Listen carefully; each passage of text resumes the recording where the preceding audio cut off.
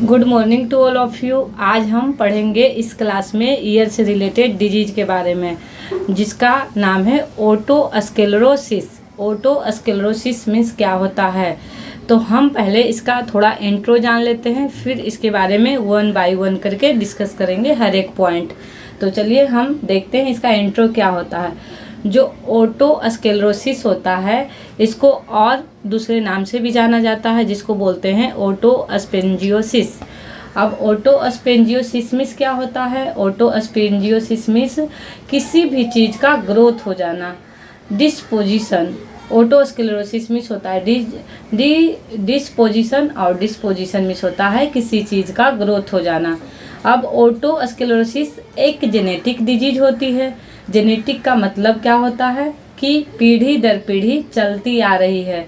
Suppose किसी female में ओटोस्क्लेरोसिस condition arise हुई है, तो उसके बच्चे के अंदर भी कंडीशन होने की संभावना बहुत ज़्यादा देखने को मिलती है। और सबसे ज़्यादा किसके अंदर देखने को मिलती है? जो फीमेल चाइल्ड होते हैं उनके अंदर देखने को मिलती है। अब इसके अंदर क्या एबनॉर्मलिटी होती है, क्या गलती होती है, ये चीज़ हमें नहीं पता। और क्या होता है हमको नहीं पता है। अब इसके अंदर क्या होता है, जब हम मिडिल ईयर के बारे में पढ़ रहे थे तो इसके अंदर हम 3 बोन्स के बारे में पढ़े थे, मिलियस, इनकस और स्टेपिज के बारे में पढ़े थे। तो क्या होता है उसमें कि सबसे लास्ट वाली जो बोन होती है, जो ओवल विंडो के पास में होती है, स्टेपिज, उसकी क्या हो जाती है? ग्रोथ हो जाती है। उसके ऊपर डिस्पोजिशन हो जाती है कैल्शियम का। इसके बाद क्या होता है, उसका जो ओवर ग्रोथ हो जाता है, ओवर ग्रोथ हो जाने के कारण वो ओवल विंडो को टच करने लगती है। और ओवल विंडो को जैसे ही टच करेगी वो क्या हो जाएगी? फिक्स हो जाएगी। जब फिक्स हो जाएगी तो क्या होगा? फिक्सेशन देखने को मिलेगी। तब फिक्सेशन होने के बाद क्या होगा? जो उसका मूवमेंट है वो मूवमेंट नहीं हो पाएगा, मूवमेंट नहीं कर पाएगी, तो क्या हो जाएगा? हेयरिंग लॉस की कंडीशन देखने को मिलेगी। दैट मीन्स ओटोस्क्लेरोसिस देखने को मिलेगी। तो चलिए आगे, ये इसका इंट्रो था। अब हम आगे इसके बारे में देखते हैं। जो ओटोस्पेंजियोसिस है तो इसका मतलब क्या होता है? ओटो मीन्स होता है ईयर, स्क्लेरोसिस मतलब होता है डिस्पोजिशन या फिर उसका ग्रोथ, एक्स्ट्रा ग्रोथ हो जाना। तो ओटोस्क्लेरोसिस इज़ द जेनेटिक डिसऑर्डर। ये एक जेनेटिक डिसऑर्डर है। अब हम इसका डेफिनेशन देखेंगे। It is caused by abnormal growth of stapes bone around over the oval window. ये जो क्या होता है, स्टेपिस बोन का एबनॉर्मल ग्रोथ हो जाता है और ओवर ग्रोथ हो जाता है। कहाँ पे? ओवल विंडो के पास में। उसके बाद ग्रोथ होता है, उसके बाद क्या होता है? फिक्सेशन हो जाता है। किसका फिक्सेशन हो जाता है? स्टेपिस बोन का। फिक्सेशन होने के बाद क्या होता है? जो कंडक्टिव हेयरिंग लॉस दिखाई देने लगता है। अब नेक्स्ट क्या है? It is the congenital disorder which is most common seen in younger female. ये कौन सा डिसऑर्डर है? कंजेनाइटल डिसऑर्डर है, जो मोस्ट कॉमन देखने को मिलता है यंगर फीमेल में। बाय बर्थ ये होता है। नेक्स्ट है, this condition can affect the both year. ये जो कंडीशन है स्क्लेरोसिस का, वो दोनों ईयर में देखने को मिल सकता है, दोनों साइड देखने को मिल सकता है, दोनों ईयर को अफेक्ट कर सकता है ओटोस्क्लेरोसिस। नेक्स्ट है, increase the chances of otosclerosis in pregnancy. Pregnancy के टाइम में इसका जो चांस होता है ओटोस्क्लेरोसिस को, वो ज़्यादा देखने को मिल सकता है या फिर चांस बढ़ जाता है। तो ये हमारा था ओटोस्क्लेरोसिस के बारे में। अब हम ओटोस्क्लेरोसिस का रिस्क फैक्टर पढ़ेंगे। इसका जो रिस्क फैक्टर होता है वो एग्जैक्ट नहीं होता है, एग्जैक्ट काउज अनोन। इसका एग्जैक्ट कोई कारण नहीं पता चलता है, नहीं दिखता है। तो क्या और क्या है? Hereditary means genetic. ये जेनेटिक होता है, हार्मोनल चेंजेस होता है। अब हम क्लिनिकल फीचर्स पढ़ेंगे। क्या पढ़ेंगे? Clinical features.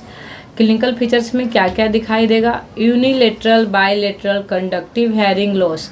यूनिलेटरल मतलब वन साइड, बायलेटरल मतलब दोनों साइड, वन साइड या two side conductive hearing loss देखने को मिल सकता है।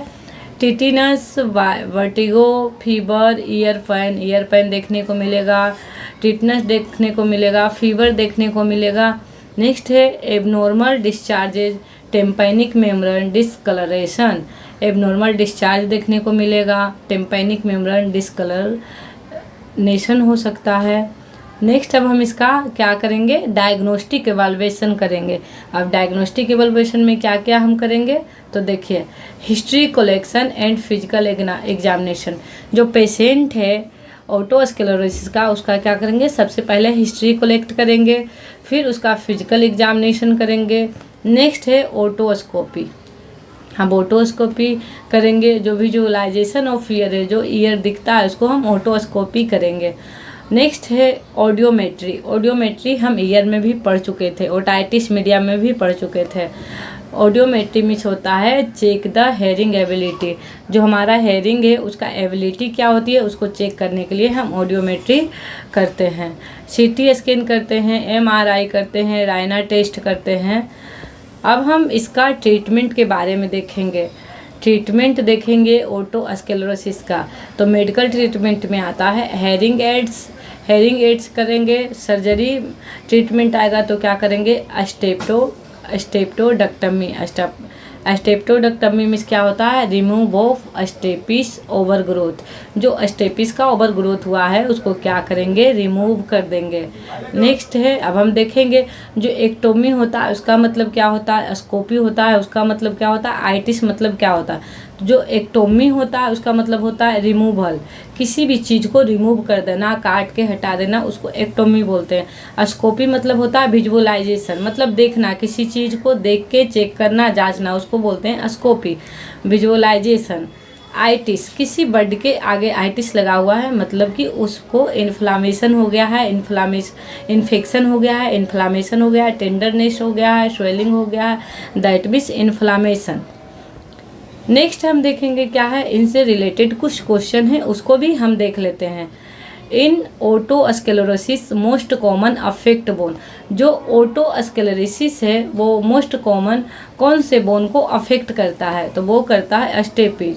जो मोस्ट क्यों करता है स्टेपिज को, क्योंकि most smallest bone of human body, क्योंकि ये ह्यूमन का स्मॉलेस्ट सबसे छोटी बोन होती है, इसलिए ये स्टेपिस बोन को अफेक्ट करता है। नेक्स्ट एक क्वेश्चन और है, in stapedotomy most common cranial nerve damage, जो स्टेप्टोटमी है मोस्ट कॉमन कौन से क्रेनियल नर्व को डैमेज करता है, तो वो हमारा करता है 8th फेशियल नर्व को। किसको करता है, फेशियल नर्व को डैमेज करता है। तो आज तक हम इतना ही पढ़ेंगे। नेक्स्ट क्लास में अब हमारा जो ईयर है वो समथिंग फिनिश होने वाला है, 1 और 2 डिजीज बचा हुआ है, उसको हम नेक्स्ट क्लास में डिस्कस कर लेंगे। आज के लिए ही इतना, मिलते हैं नेक्स्ट क्लास में। Thank you all of you.